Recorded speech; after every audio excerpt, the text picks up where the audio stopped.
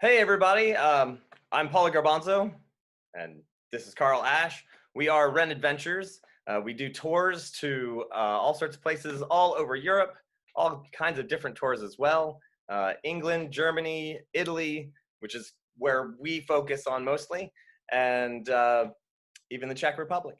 So we have our good friend Mike Rollins, and he is a performer, and he lives in Turin, Italy, which is where I met him. I used to live in Turin as well.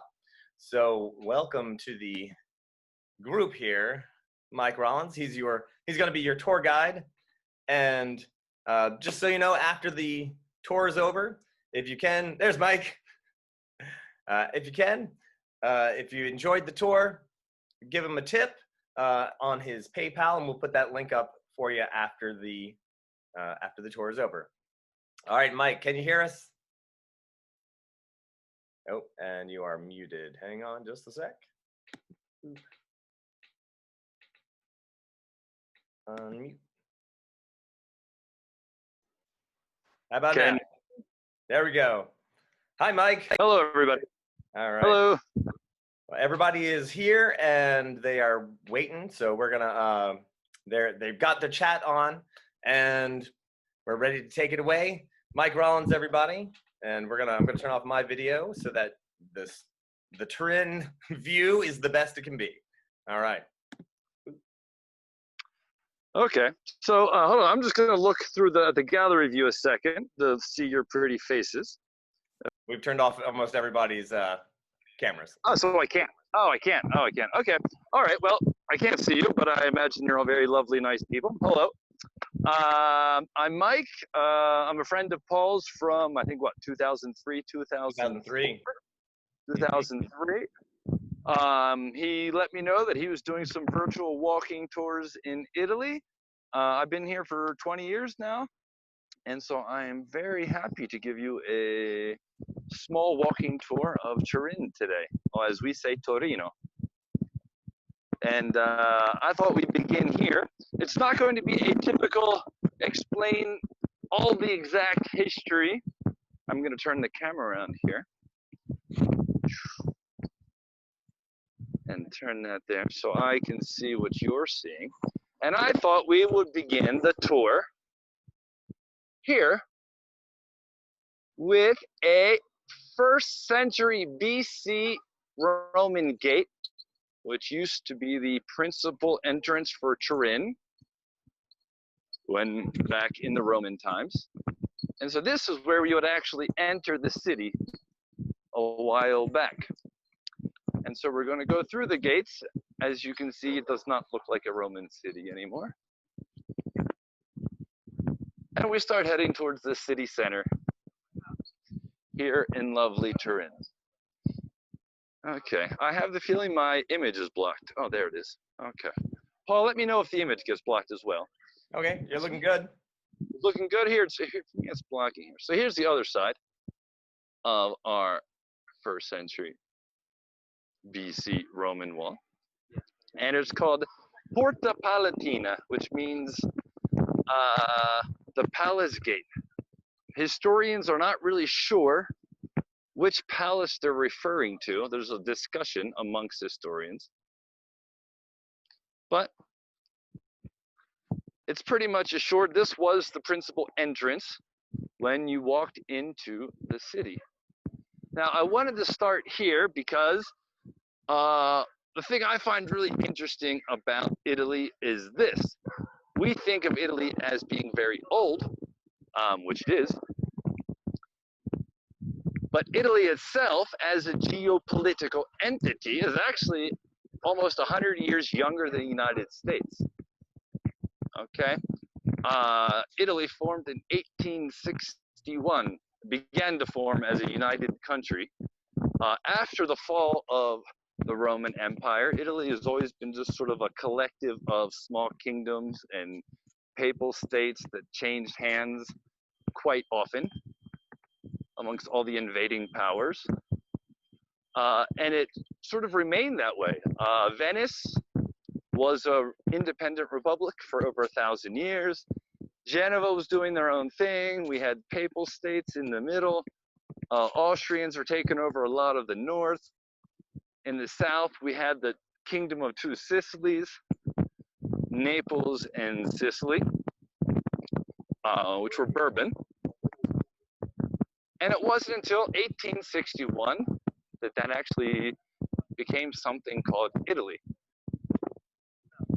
Now, if you look at history books, but I'm going to take a pause from the general history to let you know what you're seeing at the moment.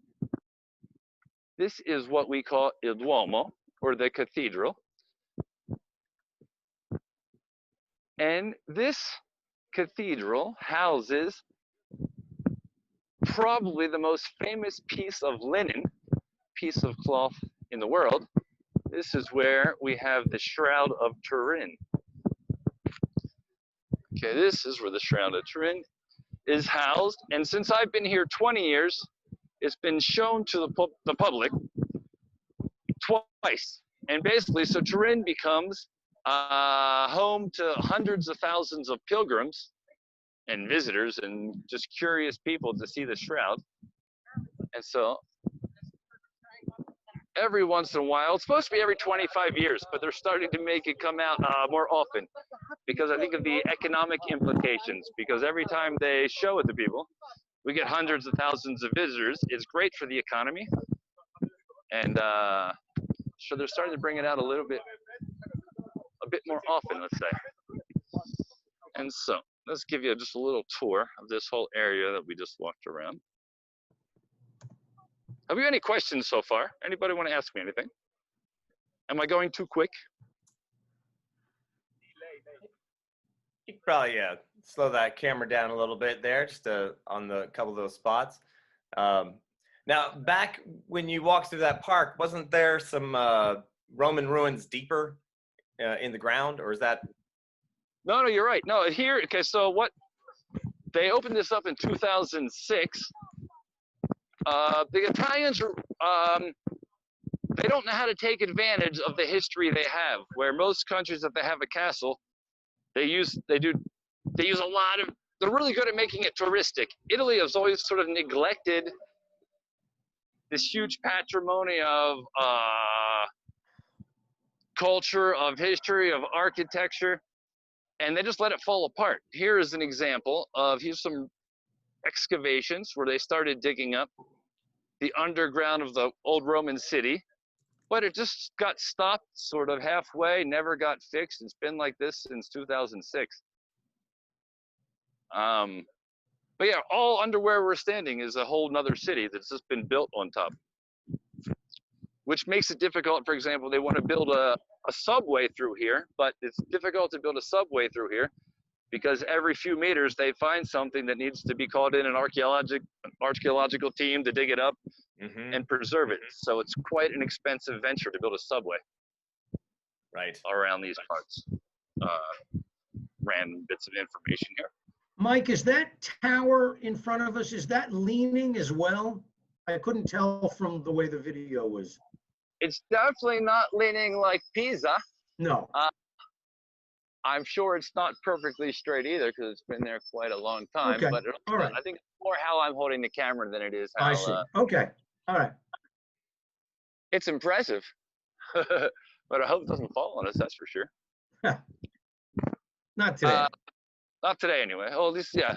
Not anytime I'm nearby. Okay, so here's the entrance to the cathedral, where when they show. Is over the camera, Mike. Is it? Yeah. Oh, okay. I gotta hold the other side. I'm sorry. I do apologize to everybody. No worries. This is my debut as a virtual Zoom walking tour guide in Turin. Okay, so here we're getting to the proper city center of Turin. And I want to go back to where I was before. Is there any questions about maybe the shroud, or any questions about? Do you know where it originally came from? Well, like, when did it come to Turin? I actually didn't see when it came to Turin. I wanted to ask, why did it end up in Turin? I do not know the answer to that question. I do know that most of the dating they've done seems to put it into the 1300s, 1400s. So it's there's a whole lot of skepticism whether it was actually wrapped around Jesus's body when he was buried. They tried to disprove the carbon dating, but nobody's successfully demonstrated that it could have come from that time period in a scientific fashion. Let's put it there. Okay, so we're starting to get to the beginnings. This is all connected to the Royal Palace, which is where I wanted to go back to where I started. Oh, there's my finger on the camera again, sorry. Of Italy being young, because just being a whole series of disconnected kingdoms and pretty much chaos, there was the king of Sardinia, or I guess in English we say Sardinia. They say Sardinia, we say Sardinia, we say tomato, they say pomodoro. It's actually the kingdom of Sardinia, which is an island southwest of Italy. And we have some music here with accordion as we walk through the gallery. I'll continue speaking when we pass through. Playing The Godfather, of course. Right. Even in Turin, they play The Godfather. Everywhere they play it. It's like their national anthem now. And here we are in the dead center of Turin. And this is basically the front yard of the royal family, as it was years ago. All right, so let's give you just a small panorama here. All right, so this is Palazzo Reale, the royal palace. Okay, so what I wanted to talk about with the unification of Italy is the history books laud the unification of Italy as a sort of great statesman, nationalist fervor that took over the country, and they ripped the country away from the hands of the monarchs and took it over. But that's not really how Italians feel the history went. As the winners usually write the history. At the time, the king, Vittorio Emanuele II, he wanted to be another Napoleon. He wanted to be another Bismarck. He wanted to be another great king that could conquer lands and people would love him, except for he was really, really bad at it. Piemonte, Kingdom of Sardinia, was really bad at it. They kept trying to fight the Austrians. They lost every attempt was pretty much a miserable failure to take land. So there was a bit of national. Let's look at it in context more historically. At that time, all around Europe, there was they were abolishing slavery. They were abolishing serfdoms. The first women's rights movements were started. The Industrial Revolution was causing a whole lot of social shifts, and the people were uprising everywhere. So there's a lot of places falling apart. And the same time that, for example, they're fighting for Italian unity. In the United States, we were having a civil war. It was 1861 was when Italy officially was united. Not totally, but the first uniting, let's say, was the same year the Civil War started in the United States. So as a global phenomenon, at that time period, everywhere in the world, things were shifting. A lot of this due to hunger and famine and bad living conditions. In the States, we know that there was the fighting over the idea whether it was okay to own another human being or not. Here, instead, in the disconnected countries, it looks like we have a protest going on in the square. Just a little. Do you have any questions? Not yet, I guess. Okay.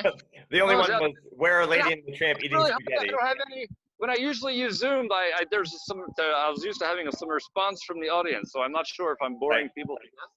Or if I'm Everybody's answering. mic is turned off, so yeah. Okay. No, I'm just. And who was the king again? It was Victor Emmanuel II.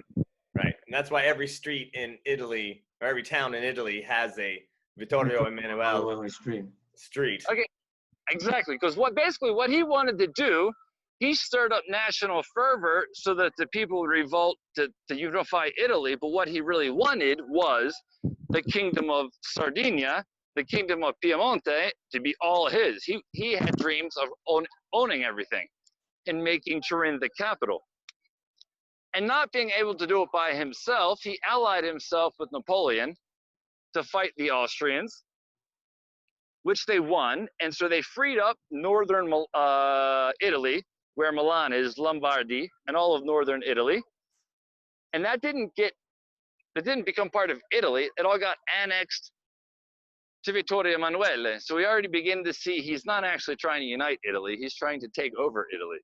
And in the years to come, that's exactly what he did. So the other national hero in Italy that we hear about is Garibaldi. Garibaldi would be, I guess, what would it be like? Our Christopher Columbus, well, not now. I know there's a lot of contention about Christopher Columbus at the moment, but how we were taught in school is like the person that discovered America. Garibaldi was kind of like the guy who discovered Italy, but he wasn't really. He was sort of a mercenary. He wasn't sort of. He was a hired mercenary by the state who got 1,000 young men together. They put on some red shirts. They went down to Sicily and they invaded Sicily. So if you ask the Sicilians if they got asked to if they united to Italy, they did not. They were very much against it. But then again, Sicily was one of those places where about every few years another invader came, and they're like, oh, okay, so now we're Greek. Oh, okay, I guess we're Carthaginian now. Oh, okay, I guess we're Arab now. Oh, wait, we're Norman now. And the Sicilian people did not, it almost got to the point where there's no rebellion against the government, as long as the government that kept changing kind of let the people do what they wanted to do.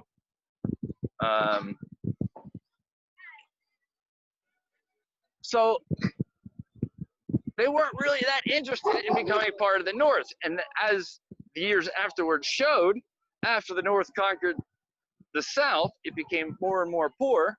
And that's when we had the huge mass immigration from the south of Italy up to the United States and Argentina and Australia, because of the big points of Italian immigration were these countries here. And Mike, what is the building that we're looking at? This is Palazzo Madama. It's half palace, half castle. It was built in two different periods, and if I remember correctly, and it's called Palazzo Madama, which would be like Madame Palace, for the fact that two different queens had lived here for long periods of time.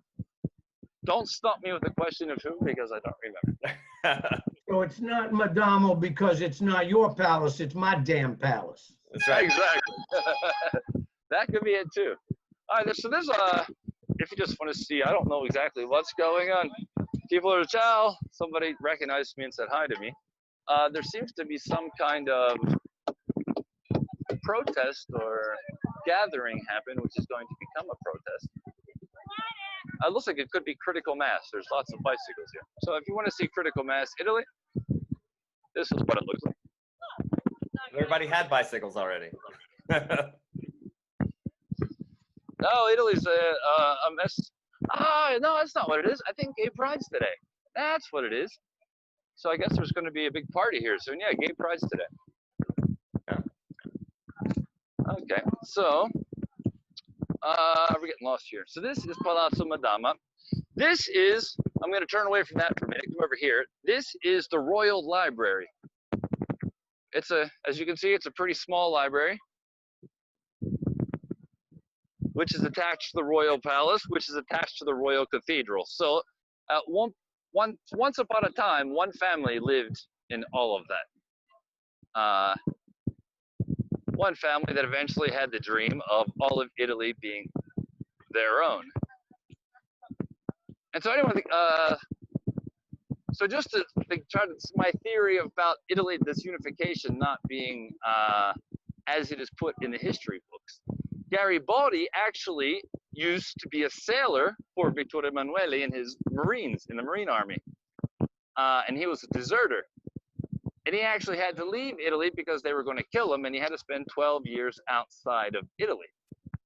But then he went to South America. He got very good at guerrilla warfare, came back, and at that time there was a revolutionary group that was looking for a leader, and Garibaldi had the long flowing hair and very masculine, so he was like a great public relations guy to throw in as the head of their army.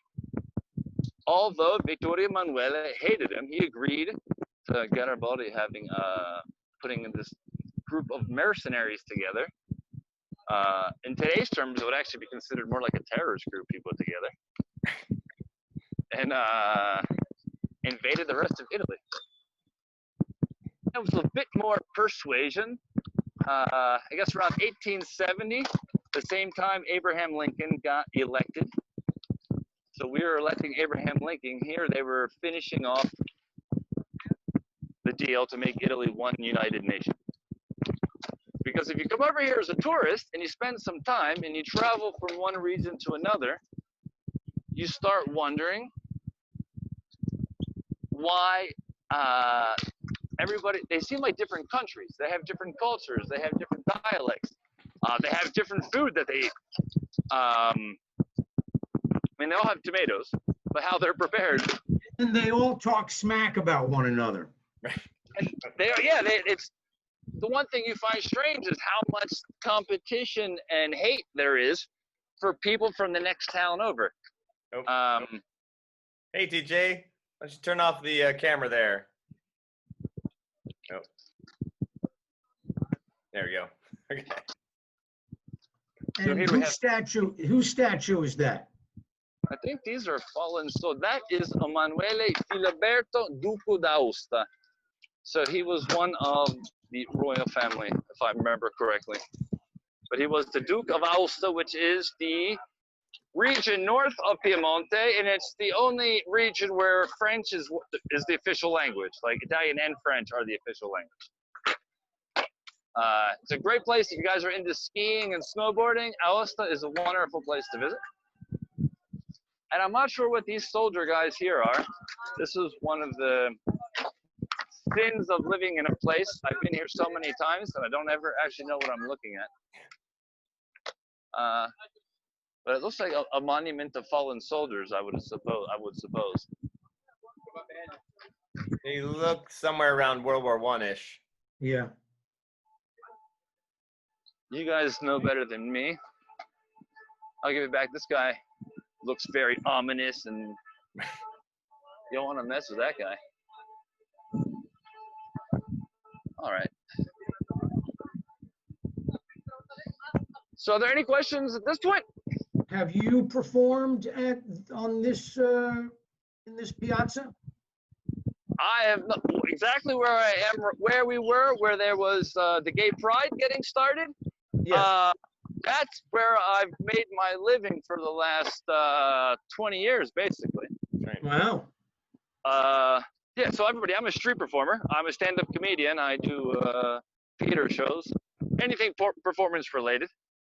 And so I've done street shows. The square we were just at is basically my office. Has been my office for the last 20 years. Can I open a little? What Can I do tell you my do in your story? street show? What do I do on my street show? I am a juggler, comedian. I have a 7-foot tall unicycle, and basically I make fun of people. The 70% of my show is making fun of my audience members, and then getting on the, but in a fun way, in a nice way. But yeah, it's like a half-hour comedy show, which I wanted to tell a story about the Shroud of Turin, because the Shroud of Turin, like I said, it only opens up every once in a while, and Italy gets flooded with hundreds and thousands of pilgrims from all over the world. So one day I came out to do a street show while the pilgrims were here, and the city was full, and I hadn't started my show. I hadn't even put my costume on, and this very lovely lady comes over and says, "Can I give you €2? I love street performers." And she gives me €2 and walks off. And immediately another man comes over and said, "Excuse me, how much money did that woman give you?" And I said, "Well, she gave me €2. "Oh, that's not enough." "Oh, that's embarrassing." "No, I'm sorry." And so he gives me €5. And he's about to walk off. And I said, "Hey, wait a minute. Don't you want to see something? Can I do a juggling trick for you?" And he says, "Well, go ahead then." So I did a trick, and he goes, "Wow, you're really good. Wait a minute." Runs off. 5 minutes later, he comes back with like 80, 90 people behind him. They form a circle around me. He says, "Juggle, do what you did for me." So I started juggling with my clubs, and the man immediately grabbed one of my hats and started walking around the crowd with my hat. And as he's doing that, somebody from the audience says, "Oh, hey, Mike, is this the first time a priest has ever made a collection for you?" And I said, "Oh, wait, you're a priest?" And he says, "Yes." So I fell down on my knees, and I genuflected, made the sign of the cross, and he says, "Wait there." And he comes over and he puts his hand on my forehead, gives me a beautiful blessing, hands me a hat completely full of money, and he tells me to have a wonderful day, and the pilgrims walk off. And so I had a hat full of money, and I hadn't even done a show yet. I just put it into my suitcase and went home.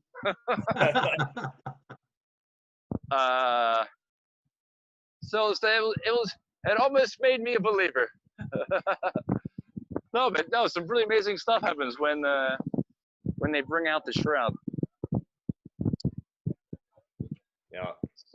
All right, so this is the city center. Guys, I think I'll take everybody to the gallery we were in the other day. Oh yeah.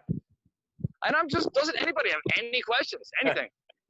I think everyone's just intrigued. They're intrigued. And this street that we're on right now, the original Italian Job movie, I believe, because they go through Turin, and it looks, aside from small differences like that thing right there on the block, the city looks exactly the same as the original movie. Because it just. When you say the original one, are you talking the one with Michael Caine? Yes. Okay. Cool. Yeah, it's a while since I've seen it, but yeah, Turin's actually, after Rome, is like the second cinematographic town in Italy. Yep. They shoot a lot of movies here, in comparison to how many Italian movies are actually made. And if there's the mole. So if you can see that needle sticking up in the sky in the center of the screen, that would basically the equivalent of the Turin's Empire State Building. It's called Il Mole, M-O-L-E, mole, as we would say. And it houses a really interesting cinema museum, all about the history of cinema. And again, if you're going to ask me any historical or architectural questions, I cannot respond. I do not know the answer. But it's a very impressive building. It's an amazing building, and it is on the 2-cent piece of the Italian money, of the euro. Each country makes their own set of the euros, and it is that building that is on the 2-cent piece. So if you have any of those, that's what that is. It's in Turin. Yes, so if I get to the thing that you can always tell where you are in the city, because from pretty much anywhere you can see the tip of it. So it's a very good landmark to get around the city. Yeah. Until you're right up on top of it, then you can't find it because you're so close. The other buildings are blocking it. Yeah, it's so frustrating. That is true. And here we have a typical Italian restaurant. I think it started in the 1800s in Italy, the McDonald's here. Gotta have a McDonald's. The finest Italian cuisine you can find. And so here we get into the busy shopping district in the city center. As you can tell from masks are optional at this point outside. Inside shops, we have to put masks on, but it being Italy, it's still optional because all rules in Italy are suggestions. The national pastime here is only following the law when it suits your personal convenience. Let's put it that way. Which is exactly why, well, there's a lot of factors why it was such an easy place for the mafia to take root and take as much power as they do. That's a whole other argument, though. And is the mafia very present in the north, like in Torino as well? It's extremely present, but not in the same way, because as time has gone on, they've sent their children to Oxford and Cambridge to become lawyers and accountants. Gotcha. And economists. So the new generations that don't have criminal records are the ones that move to the north and start directing the operations because there's more money up here. If you go down south, the situation with the mafia is more visible in terms of actual blatant. Some towns are run by the mafia, and it's Sure. very, very obvious. I've been drug out of a town by some guys, some criminals, in front of the police, and the police don't do anything because they're not in charge of the city. But I was doing a street show for a festival, but somebody in the town decided they didn't like something I said, or I don't know, and he just literally grabbed me by the head in a headlock and dragged me out of town. Wow. To the wrong guy. And literally he drugged me, like there's two cops standing there, and he's like looking at them smiling as he drugged me out of the city. And everybody was laughing. Like the whole city was just laughing. Like, oh, poor guy didn't know where he was. So you can, they've integrated very well because they actually, if you think of the cocaine trade in the world, whereas we in America, we have a lot of experience with the Mexican cartels. It's kind of like if you look at so if Colombia produces cocaine, the Mexicans are the main supplier to the United States. Ooh. Hopefully we'll get that back. The walls are pretty thick there. And also to think, what, can you hear me? I'm walking here. We'll get you Let me get out of here. that building there. Okay, can you hear me? I can hear you now. Okay, I wanted to walk through here and show you this as well. So to think By the of, way, Mike, yes? we don't want to scare people about going to Italy. We want them to come with us. Oh, don't come here. Oh, jeez. No.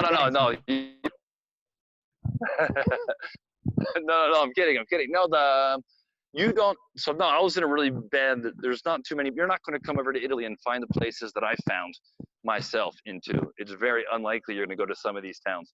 Hey, Mike, hold still and let's see that courtyard. Okay, let me find a good vantage point.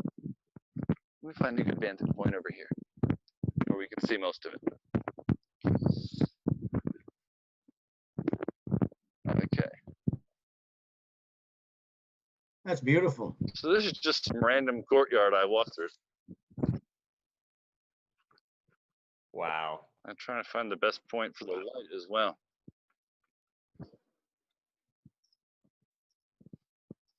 Here we got better light, I think. Anyway, so yeah, this is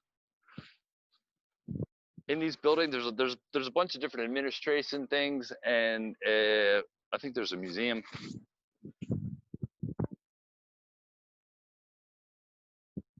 Just random, amazing building. Just yeah, this if you're when I've been living here, and I still every time I come out to the city center with friends to walk around as a tourist, I discover stuff, discover new stuff I didn't know was here. So I hope my voice doesn't cut out. But here's just another random arcade.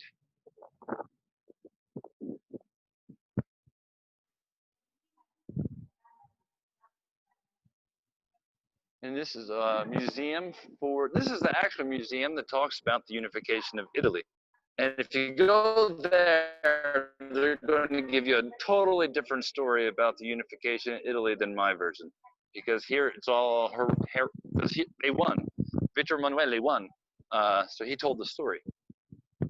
But the rest of Italy does not see Piemonte as the uniters, but as the conquest, the ones that took them over. Can you hear me? Yes. Okay. No, I had a moment I thought that the microphone went out. So here we are. And this is the National Library. And another square. This is another good example of La Dolce Vita. As they say, the sweet life of Italy. It's pretty empty now with the COVID virus. It's not like it used to be. Usually squares with this kind of weather, there's just thousands of people everywhere outside eating ice cream, but there's still a lot of scare for the coronavirus.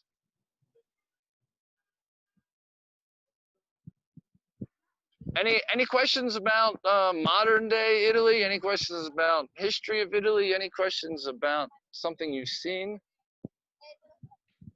Why I live here?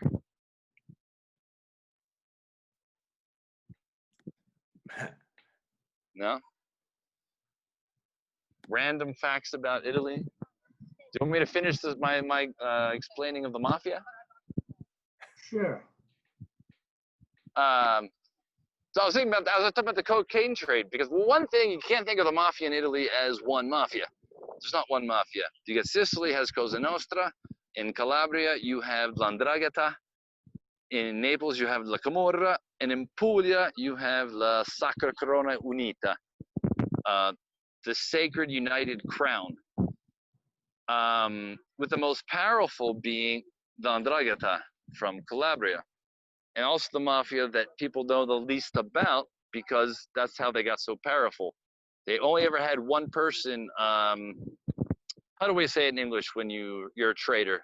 They only had one person be a spy and tell the police what was actually happening, or explain to somebody outside the inner workings of their mafia. And so now they are basically the king of cocaine distribution in the entire planet, outside of the Mexican cartel that has full control of the American market. We know this thanks to a reporter named Roberto Saviano, who wrote a great book called 000. If you're interested in learning about the Italian mafia's role in world cocaine market, 000 by Roberto Saviano. So Courtney asked, why do you live in Turin? I know your wife is from Catania. I guess you could meet in the middle. Yeah, but that came much later. I came to Turin. Well, I came to Milan to teach English in 2000. For the millennium, I decided to become an English teacher in Milan. I did that for 2 years, and I juggled as a hobby for fun. And as I say in my stand-up show, I was going to translate into funny in English. I taught English for 2 years, and I realized it was much easier to make Italians laugh than to teach them English, so I changed jobs. Because Italians English isn't their best language, let's say. They opened up a circus school, which I invited Paul over to become the juggling teacher. And so I came to a circus school in 2002, and I did circus and theater school here, finishing in 2006. I lived in Paris for a little while. I lived in Brussels for a little while. I traveled to Australia a bit. And just of all the places I visited, I think in terms of cost to the quality of life, it was the best place I found. And I really like Turin. Tiffany asked if you spoke Italian when you moved there. Not a word. I had no desire to come to Italy, actually. I had none. I was working in Ireland as a barman, I was in Dublin working as a barman. I got my certificate to teach English, and I was looking for a job in France, and I couldn't get it because I didn't have a European passport. And then in Spain, and I couldn't get a European passport. Even I looked in Poland, but I couldn't get I couldn't get a Polish working visa. And Italy, again, being a country that's not very interested in the rules, gave me the job without gave me the job illegally, which was fine for me. So I went to Milan because I got an English teaching job. And I just kind of ended up here. I didn't know anything about Italy. And I learned being here. Crash course. Where are you from very in the intense States? course. I am from Westchester, Pennsylvania. It's about 45 minutes from Philadelphia. Yeah. We're famous for jackass. Are you headed over to a cafe now? Yeah, I'm looking for a cafe to sit down and get a coffee, if that's cool with you guys. Yeah. Absolutely. All right, this one looks kind of cute over there. You see that one? All right. Some fancy cars. Oh. Italy's famous for that as well. Wow, that's gorgeous. Yep, that's a Lamborghini. You don't see a lot of them in my neighborhood. I live in what's the way we put it in the States now? Lower income neighborhood I live in. I live in a mostly Nigerian and Moroccan neighborhood. I hear the falafel's good. The falafel is good. Falafel is very good. So I'm going to sit down here. Oh, this is fancy. We'll sit down here. I wonder if I can even just get the single coffee sitting out here. We're going to try. I'll tell them we're doing a live Zoom and they're going to have bad publicity if they're not nice. American tourists. Not to scare tourists from coming over. Can I switch the camera around? Hold on. Yeah. I know Italy's probably more beautiful than me, but just to say hi again. Hey. Any more questions? Wait, was there any more questions before? I feel like I need some feedback here. I could talk for hours, so if you guys direct me, it's easier. Well, Carl, let's turn on our cameras and Okay. No, mi porti un caffè? Solo un caffè. Sì, espresso e mi dà anche un bicchiere d'acqua frizzante. Grazie. he can speak Italian. If Italian. Yeah, I can speak Italian. I'm not making that up. You don't have to be scared in Italy. Like, it's a really peaceful place. You never see people getting into fights. I lived in Ireland. In Ireland, there's fights every night. They have the criminal, like Naples is probably the place where you see just the most blatant crime of the big cities. But It's not violent. It's not violent. There's no violent crime. They might steal your wallet, or what's most likely going to happen is you're going to go to a restaurant and they're going to make you pay a lot more money than what you should be paying. Oh, you just might muted yourself there. I often have to, people try to do that with me because I still have a very strong accent in Italian. So they hear my accent and they start trying to pull a fast one.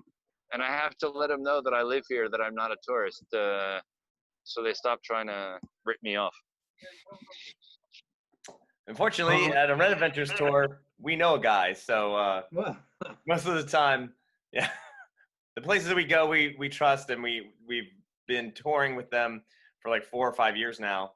And so you go back to the same people, and they love you, and they bring you free stuff all the time, actually. Yeah, that's the other side of it. That's the other side of it. With there's the one side where you might have this kind of what they call furbo.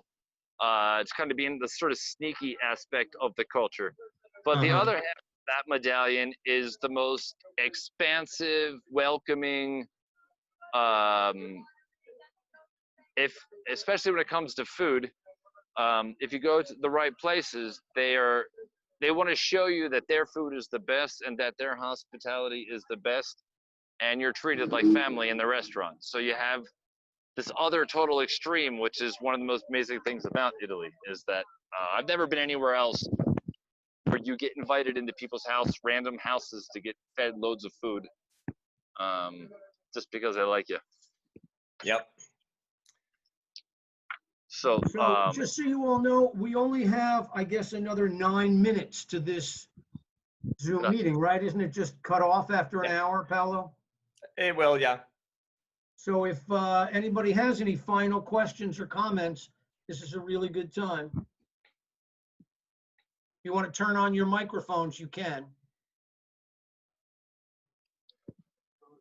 Yes, if you get away from the tourist centers, even in Venice, where the whole city is a tourist place, if you get just 2 blocks away from the main street, you'll find prices are way cheaper, and the service is usually, I feel like it's better. But that might just be without a doubt, my tourism showing. But yeah, it doesn't take much to just get a little bit away from the really touristy sections. And you know, if you're just brave enough to pop over a block away from the main drags, then usually you'll find, I feel like, better food, and it'll be less expensive too. So yeah, there's like restaurants where you pay a fixed, there's no menu. These are my favorite. You go in, there's no menu. There's no pricing. They just say, okay, and they just start bringing you food. And they say, do you want white wine or red wine? They'll bring you both if you say both. So you eat antipasta, starters, first course, main course, dessert. Then they will bring you 4 or 5 different bottles of liqueur, like a bottle of grappa, a bottle of amaro, and they'll leave it on the table, and you can drink as much as you want, and then you pay like $20. Like it's insanely cheap, and the food's the best food you've ever eaten in your life, and you're really drunk if you drink wine, like I do. I've got Irish blood. Yep. Yes. Well, all right. Well, nobody has any other questions. Yeah. Well, so this has been our tour of Turin. Just a quick walking tour with our good friend Mike here, and Carlo, if you could. Yeah, thank you, Mike. Next week, we're going to do Ortigia. So also 11 o'clock next Saturday. So hopefully you'll come and join us for that one as well. And if you had a good time, if you can tip your tour guide. This is Michael Rollins. There's my hat. There it is. If you had a good time, do what you can. We're all of us are all performers who have been stranded in this COVID world here. So if you can, help out. And hi, Donna. Let's hang on. Get you back in there in a sec. And how do we sign up? Well, if you go to our RenAdventures webpage or our Facebook page, you can get some information there. Yeah, and we haven't posted that tour yet. We will probably Monday. Yep. So next week, and so every weekend we're going to do a different place for at least the month of July, and we'll see how it goes. So we have Ortigia, we're looking at Lucca, San Gimignano, San Gimignano, Agrigento. So medieval cities, Renaissance cities. Of course, Turin's probably the most modern one we're really going to hit. So well, I hope everyone had a great time. And tante grazie, Mike. Ciao tutti. It was great seeing you all. Yeah. Grazie a voi. All right. Have a great time, everybody. Enjoy your day. Hope to see you next week for our next tour. Carl has a show tonight. tonight at 7 o'clock. Go to my Facebook page and I'll let you know how to sign up for that. And at 5 o'clock, I have, I'm actually going to be doing it's a rebroadcast of a talk I have, which is about For the virtual event? and the town of Kutna Hora in Czech Republic, about how they got through some of their plague times themselves, and that's going to be on my Paul Garbanzo Facebook page. Michele, All right. Michele. Oh, and he's out. All right, my friend. Oh, Thanks so much for joining us. ci si becca. Ciao ragazzi. Are you happy?